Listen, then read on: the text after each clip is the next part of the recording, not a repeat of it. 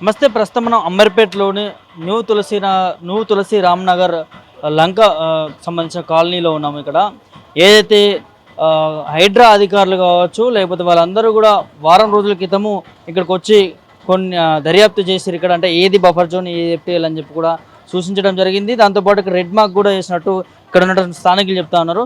So వాళ్ళు వచ్చి వెళ్ళడంతోనే ఇక్కడ ఉన్నటువంటి ప్రజల్లో ఒక ఆందోళన అనేది నెలకొందని చెప్పుకోవచ్చు. వాళ్ళు ఎప్పుడు కూలుస్తారో అని చెప్పి ఒక భయాందోళనతో ఇక్కడ ప్రజలు బతుకుతున్నటువంటి పరిస్థితి చూస్తున్నాము. ఆ నేపథ్యంలోనే ఇవాళ ఎర్లీ మార్నింగ్ కుమార్ అనేటటువంటి ఒక వ్యక్తి ఇలా హార్ట్ అటాక్తో చనిపోవడం కూడా జరిగింది. ఇక్కడ కాలనీ వాసులు అందరూ కూడా దీన్ని పూర్తిగా ఖండిస్తూ ఉన్నారు. ఇది కేవలం కాంగ్రెస్ ప్రభుత్వం చేస్తున్నటువంటి హత్య అని చెప్పి కూడా వారు ఆందోళన వ్యక్తం చేస్తున్నటువంటి పరిస్థితి చూస్తాను. హైడ్రా వల్లనే ఎంతోమంది పేదలు వాళ్ళ రోడ్డుకు వస్తూ ఉన్నారు, ఇలా గుండెపోటుతో చనిపోతూ ఉన్నారు, ఆత్మహత్యలతో చనిపోతూ ఉన్నారు అని చెప్పి కూడా ఆవేదన వ్యక్తం చేస్తున్న పరిస్థితి చూస్తున్నాము. మాట్లాడుతున్న కాలనీ వాసులతో నా దగ్గర కొన్ని డాక్యుమెంట్స్ కూడా తీసుకొచ్చి చూపిస్తూ ఉన్నారు. సో తిను కాంగ్రెస్ ప్రభుత్వం అధికారంలోకి వచ్చిన తర్వాత కొనుక్కున్నటువంటి ల్యాండ్ అట, అది కూడా ఈ 2 నెలల క్రితమే రిజిస్ట్రేషన్ అయిందని చెప్పి కూడా మరి తను ఆవేదన అనేది వ్యక్తం చేస్తూ ఉన్నాడు. సో ఇట్లా చేయడము కాంగ్రెస్ ప్రభుత్వం పేదోళ్ళ ప్రభుత్వం అని చెప్పి మాట్లాడుతూ ఉంటుంది.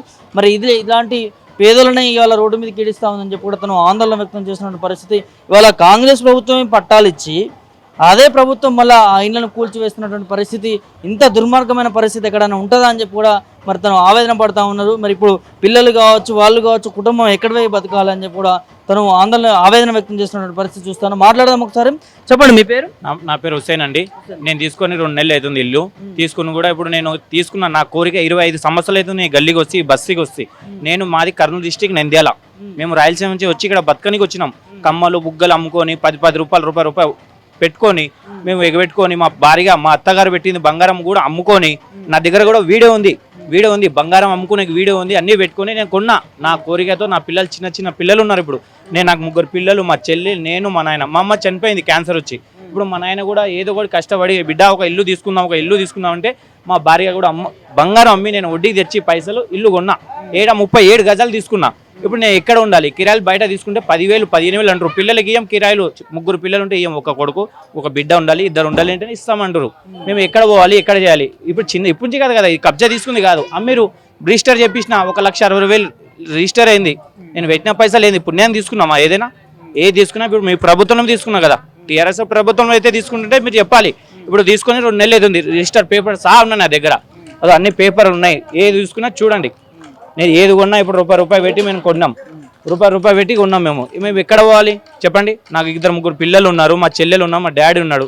మేము 23 సంవత్సరాల నుంచి ఇక్కడ ఉన్నాం. మేము చెప్పండి ఏది చేయాలి? మీరు ఇట్లా వచ్చి కొలిచేస్తే మీరు ఏం చేయాలి? నష్టపరం చేయండి. దానికి ఏదైనా పుణ్యానికి తీసుకుంటే కబ్జా చేస్తే మీరు తీసుకోవాలి. ఇన్ని ఇల్లు ఉన్నాయి, ఇన్ని అందరు లేబర్ వస్తే సార్ ఇది ప్రతి ఒక్కళ్ళు పనిచేసి బతికేటోళ్ళకి మీరు ఇట్లా చేస్తే ఎట్లా చెప్పండి? మీరు ఏదైనా మీరే చేయాలి సాయం, అంతే. మేమైతే వదిలిపోము. మాకు ఏది ఇల్లు ఇక్కడ పోవాలంటే ఇక్కడ బయట ఎవరు ఇల్లు కిరాయికి ఇస్తలేరు. మాకు ఏదైనా మాకు చేయాలంటే మీరే చేయాలి. మీరు ఇట్లా ఇప్పుడు కూల్ చేస్తే ఎట్లా ఎక్కడ పోవాలి పబ్లిక్ చెప్పండి? ఇదే కాలనీకి సంబంధించి కుమార్ అనే వ్యక్తి గుడ్డపోడుతూ ఆయన 4 రోజులు 5 రోజుల కింద బాగానే ఉన్నాడు. 4 రోజులు బాగానే ఉన్నాడు, తిరిగిండు. ఇప్పుడు మీటింగ్ వచ్చిండు. ఆయన వచ్చి నిన్న కూడా కేటీఆర్ గారు సాప్ వచ్చిండు.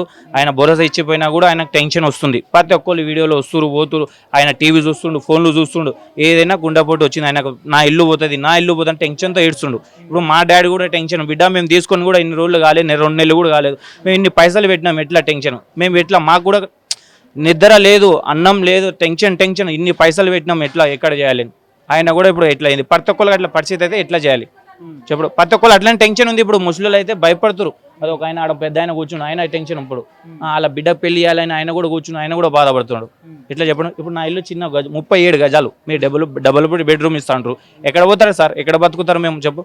ఏది ఉన్నా హాస్పిటల్ పోయినా ఇప్పుడు ఏది బీమారు వచ్చినా మేము దగ్గర చూసుకుంటాం ఉంటాం. మీరు ఎక్కడో జంగల్ ఇస్తే పోదంటే ఏడైతే చెప్పండి? మాకు కాదు సార్, మేము ఇక్కడనే ఉంటాం, ఏదైనా చూసుకుందాం అంతే. డబుల్ బెడ్రూమ్ వద్దు అంటారు? మాకు డబుల్ బెడ్రూమ్ వద్దు, ఏమొద్దు. వాళ్ళు ఇచ్చేది ఉంది. ఎవరు కట్టారు సార్? కేసీఆర్ కట్టారు. కేసీఆర్ ఇచ్చినప్పుడు లేని వాళ్ళకి ఇస్తా అన్నారు. లేని వాళ్ళకి ఇవ్వండి, ఉన్న వాళ్ళకి ఏమి ఇస్తారు మీరు? ఇప్పుడు మా ఇల్లు తీసుకొని మేము ఇంత తీసుకొని ఇప్పుడు 20 లక్షలు పెట్టి మేము డబుల్ బెడ్రూమ్ తీసుకోవాలన్నా? ఎక్కడ 30 కిలోమీటర్ 20 కిలోమీటర్ మీరు కట్టండి. మీరు కట్టి ప్రజలకి ఇవ్వండి, లేని వాళ్ళకి ఇవ్వండి. ఉన్న వాళ్ళకి ఎట్లా ఇస్తారు? ఇప్పుడు ఇంత పెద్ద పెద్ద బిల్డింగ్లు కట్టిరు, ఉట్టి కట్టిరా? ఎవరైనా కష్టపడితేనే ఏదైనా వస్తుంది పైసలు, కష్టపడింది ఏది రాదు. వాళ్ళకి చేయాలి అంతే. వీళ్ళు కట్టించింది ఇస్తలేరు, కేసీఆర్ కట్టించింది కేసీఆర్ కట్టింది ఇస్తారు, వాళ్ళు కట్టిరా? చెప్పు. కేసీఆర్ కట్టింది అప్పుడు ఇచ్చేయమంటే అప్పుడు ఇవ్వలేదు. ఇప్పుడు మా ఇద్దరు చెల్లెలు ఉన్నారు, మా చెల్లెకి వచ్చింది కేసీఆర్ ప్రభుత్వంలోని, వీళ్ళు ఇచ్చిరా? ఇప్పుడు మా ఇల్లు తీసుకొని డబుల్ బెడ్రూమ్ ఇస్తే ఎట్లా ఇస్తారు వాళ్ళు? ఏ ఏ ఏ లెక్క ప్రకారం ఇస్తారు చెప్పండి? కేసీఆర్ ఉన్నప్పుడు మీ చెల్లెలకి మా చెల్లెలు ఇద్దరికి వచ్చింది, మా ఇద్దరికి వచ్చిర్రు. వాళ్ళు పోతా అనుకుంటే మళ్ళీ ఇప్పుడు ఇంకా ఏదో అది మళ్ళీ ఏది ఇన్కమ్ టెస్ట్ లేదు, అది లేదు అని మళ్ళీ రిటర్న్ పంపిస్తారు ఈ ప్రభుత్వంలోనే, కాంగ్రెస్ ప్రభుత్వంలోనే. ఇప్పుడు చూసి 2-3 మాటలు వచ్చింది మా చెల్లె. అప్పుడు ఆ సారి ఇచ్చినప్పుడు మీరు ఏంది ఇచ్చేది? ఇప్పుడు లేని వాళ్ళకి ఇవ్వండి, అదే ఒకటి బాగుంటుంది. ఇక్కడ ఇల్లు కొట్టి అక్కడ చూడడం కరెక్ట్. నిజమే సార్, ఇప్పుడు ఇల్లు కొట్టి మీరు ఇట్లా చేస్తే ఎట్లా చెప్పండి? ఏది న్యాయం కాదు. మీరు న్యాయం ఉండేది అసలు మార్గం. ఈ ఇల్లు ఇప్పుడు చిన్నప్పుడు కాదు, 35 సంవత్సరాలు 45 సంవత్సరాలు ఈ బస్సు వచ్చి ప్రతి ఒక్కరు కష్టపడిటోళ్ళే తినాలి. ఒకటి పని పాసిపలు చేస్తారు, ఒకటి వ్యాపారం చేయడానికి పోతారు, ఏదో పనులు చేసుకుంటారు. ప్రతి ఒక్క పని 1000 రూపాయలు 500 సంపాదించినా కడుపు తిని పిల్లలతో హాయిగా ఉంటారు. ఇప్పుడు మీరు ఈ 2 నెలల నుంచి మాకు టెన్షన్ పెట్టారు. ఈ ప్రభుత్వం వస్తే మారుతారని మీకు కాంగ్రెస్కు ఓట్లు వేసిరు. కాంగ్రెస్ ఓట్లు వేసిన తర్వాత మీరు ఇట్లా చేస్తారు, అందరూ మార్పిస్గా చంపేస్తారు. మీరు ఏదైనా ఏ న్యాయంగా మీరు లేరు. అనుకున్నాం 100% అనుకున్నాం. మాది రాయలసీమ, నంద్యాల, కర్నూలు జిల్లా నుంచి మేము ఇక్కడ ఉన్నాం. ఇక్కడ ఉంటే మీరు మార్పు రెడ్డి అంటే మీరు చేస్తారు. మీరు చేసిన తర్వాత మాట ఇచ్చారంటే చేస్తారని అనుకున్నాము. చేస్తారు కానీ ఇట్లా మోసం చేస్తారని అనుకోలేదు. మార్పు లేదు, ఏం లేదు. 500 గ్యాస్ ఇస్తున్నారు, గ్యాస్ కూడా ఇవ్వలేదు. మాకు ప్రతి ఒక్కటి ఉంది ఇక్కడ. ఏడే ఇస్తారు సార్, ఏమి ఇవ్వలేదు. మేము ఇప్పుడు మాకు ఇక్కడ వచ్చి 20 సంవత్సరాల నుంచి మేము ఉన్నాము, అన్నీ ఉన్నాయి. మాకు ఆధార్ కార్డు ఉన్నాయి, పాన్ కార్డు ఉన్నాయి, అన్ని ఓటర్ కార్డు ఉన్నాయి. ఓట్లు ఇక్కడ వేస్తున్నాం, ప్రతి ఒక్కటి ఇన్ని ఉన్నాం. మా ఫ్యామిలీ మొత్తం ఇక్కడ ఎన్ని ఉన్నాయి? 20 ఇల్లు 30 ఇల్లు ఉన్నాయి కర్నూలు డిస్ట్రిక్ట్ నంద్యాల నుంచి. ప్రతి ఒక్కరు ఇక్కడనే వేస్తున్నాం, ఇక్కడనే ఉన్నాం మేము. ఇన్నే వేస్తున్నాం, ఇక్కడనే ఉంటాం మేము. బతికేది ఇన్నే. నా పిల్లలు చిన్న ఉన్నాయి, చిన్నగా ఉన్నప్పుడు ఇన్నే పుట్టినా, ఇన్నే పెరిగినా నేను.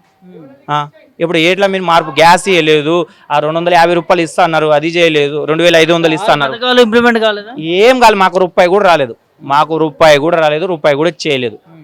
మా బతుకు మేము బతుకుతున్నాము, వ్యాపారం చేసుకుంటున్నాము, తింటున్నాము, పనులు పోతున్నాము, చేస్తున్నాం. ఎవరు ఏ రూపాయి ఇవ్వలేదు. అట్లా మేము కిరాయి ఉండి మా భార్య అత్తగారు పెట్టిన సొమ్ము కూడా మేము పట్ట గొలుసులు సహా అమ్మి ఇల్లు తీసుకున్నాను.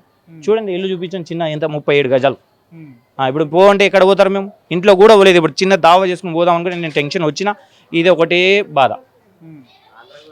చెప్పండి ఎట్లా చేయాలన్నా మీరే చేయాలి. ఇంకా న్యాయం ఇవన్నీ చూస్తా ఉంటే బాధ అనిపిస్తా ఉందన్న. ఉన్న పొలం నేను కదా సార్, బాధ ఉందని కదా ఇట్లా చేస్తారు వాళ్ళు. బాధ పెడుతురు, బాధ మన ఇద్దరు లేకుండా చేస్తారు. మాకు టైంకి అన్నం కూడా తింటలేం. ఏం చెప్తాను ముఖ్యమంత్రికి? మాకేం మా ఇల్లు మాకే కావాలి సార్. హైదరాబాద్లోనే చనిపోయిందని మేము అనుకుంటా ఉన్నాం. రాష్ట్ర ముఖ్యమంత్రి తీసుకున్న అనుచిత నిర్ణయం వల్ల ఇదంతా జరుగుతూ ఉంది. రాష్ట్ర ప్రభుత్వానికి మేము డిమాండ్ చేస్తూ ఉన్నాం. నీ అనుచిత కారణాల వల్ల ఒక ఆమె ఉరేసుకుంది, ఒక ఆమె గుండెపోటుతో చనిపోయాడు ఒక అతను. ఈ నిర్ణయాలు ఎంతమంది చావు కారణమవుతుందో తెలియదు ఇంకా. ఎందుకంటే ఇప్పటికే అనేక మంది పేద ప్రజలు వాళ్ళు సంవత్సరాలు కష్టపడి కట్టుకునే ఇల్లు 5 లక్షలు 10 లక్షలు 15 లక్షలు తక్కువ రేట్ వస్తుందని చెప్పి ఇక్కడ కొన్నారు. అంటే మూసీ పరివాహక ప్రాంతాన్ని అభివృద్ధి చేస్తా, సుందరీకరణ చేసి ప్రపంచాన్ని ఆకర్షిస్తా, పెద్ద పెద్ద బిల్డింగ్లు పెడతా. ఎవరికోసం అవన్నీ? పెట్టుబడిదారులకు, పారిశ్రామికవేత్తలకు, ఇక్కడున్న పేదవాళ్ళకి ఏమైనా ఉపయోగపడుతుందా? ఈయన హైదరాబాద్ సిటీ అవతలకు తీసుకుపోయి 30 కిలోమీటర్ల అవతల తీసుకుపోయి ఇల్లు ఇస్తా అంటే అంతకంటే దారుణమైన పరిస్థితి ఇంకోటి ఉండదు.